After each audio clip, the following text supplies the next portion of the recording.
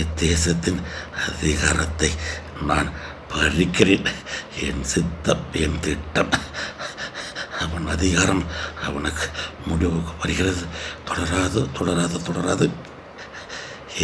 தேசத்தின் அதிகாரம் ஒருவனுக்கு கொடுக்க நான் ஆயத்தமாக இருக்கிறேன்.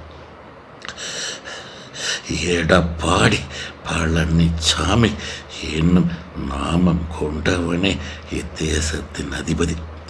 எடப்பாடி பழனிசாமி என்னும் நாமம் கொண்டவனே இத்தேசத்தின் அதிபதி. எடப்பாடி பழனிசாமி என்னும் நாமம் கொண்டவனே இத்தேசத்தின் அதிபதி.